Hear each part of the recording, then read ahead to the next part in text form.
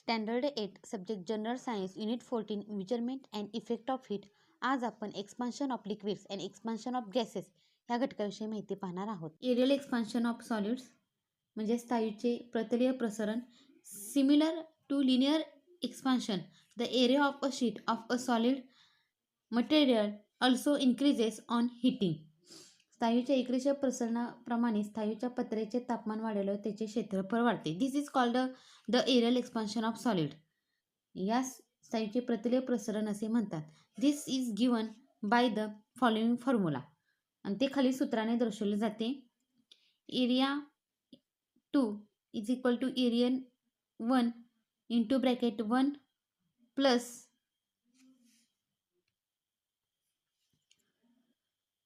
sigma change of temperature. Here change of temperature is the change in temperature and area of 1 and area of 2 are the initial and final areas of the sheet.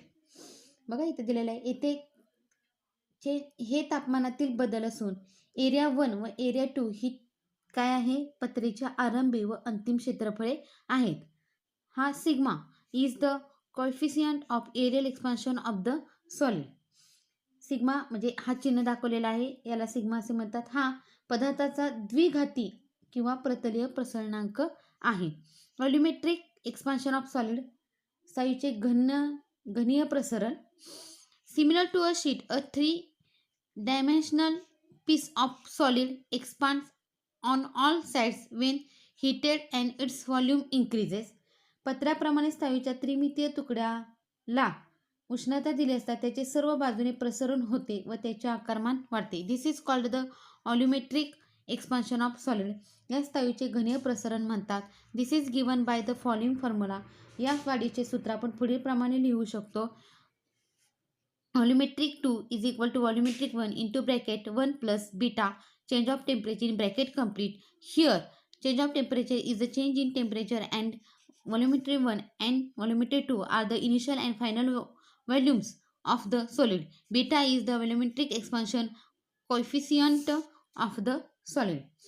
बघा सूत्र तुम्ही इथे दाखवलेलं आहे. येथे change of temperature म्हणजे तापमानातील बदल असून व्हॉल्यूम 2 आणि व्हॉल्यूम 1 ही स्थायूचे अंतिम व आरंभीचे आकारमाने आहेत व बीटा हा पदार्थाचा घनीय प्रसरणांक आहे. एक्सपान्शन ऑफ लिक्विड्स द्रवाचे प्रसरण. A liquid does not have a definite shape but it has a definite volume.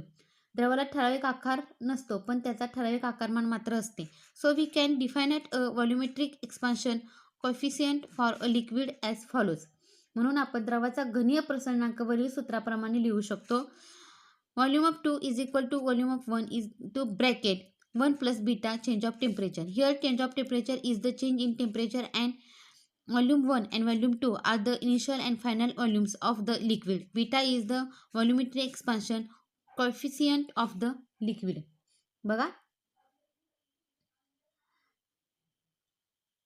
इथं सूत्र दिलेलं आहे. येथे चेंज ऑफ टेम्परेचर म्हणजे हे तापमानातील बदल असा आहे. तर व्हॉल्यूम 2 व व्हॉल्यूम 1 हे द्रवाचे अंतिम व आरंभीची आकारमाने आहेत. बीटा हे द्रवाचा प्रसरणांक आहे.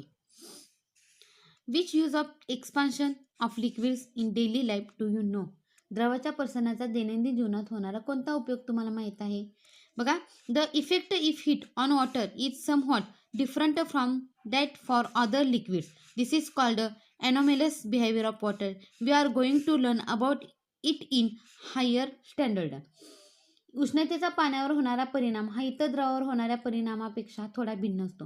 याला पाण्याचे असंगत आचरण म्हणतात. ह्याविषयी आपण पुढील इयत्तेत शिकणार आहोत. एक्सपान्शन ऑफ गॅसेस वायूचे प्रसरण. A gas does not even have a fixed volume. Gas expands on heating, but if the gas is kept in a closed box, its volume cannot increase, but its pressure increases. This is shown in figure 14.7. वायूला ठराविक आकारमानही नसते.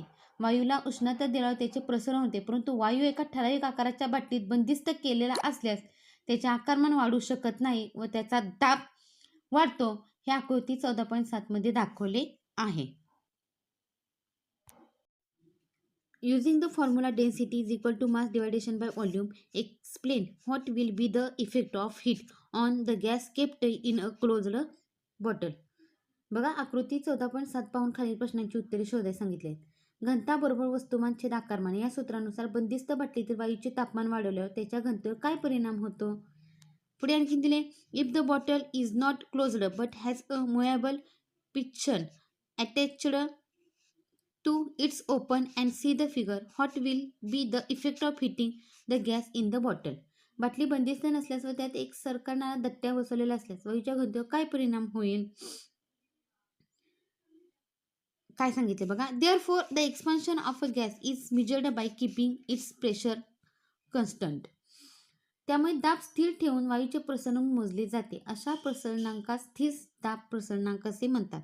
दिस volumetric expansion coefficient is called the constant pressure expansion coefficient and is given by the following formula.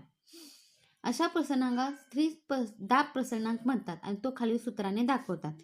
Volume 2 is equal to volume 1 into bracket 1 plus beta change of temperature in bracket complete. Here change of temperature is the change in temperature and volume 1 and volume 2 are the initial and final volumes of the gas at constant pressure. Beta is the constant pressure expansion coefficient of the gas. हे सूत्र आपल्याला माहित आहे. येथे change of temperature हा तापमानातील बदल असून व्हॉल्यूम 2 व व्हॉल्यूम 1 ही वायूची समान दाबावरील अंतिम व आरंभीची आकारमाने आहेत व बी हा म्हणजे बीटा हा वायूचा स्थिर दाब प्रसरणांक आहे.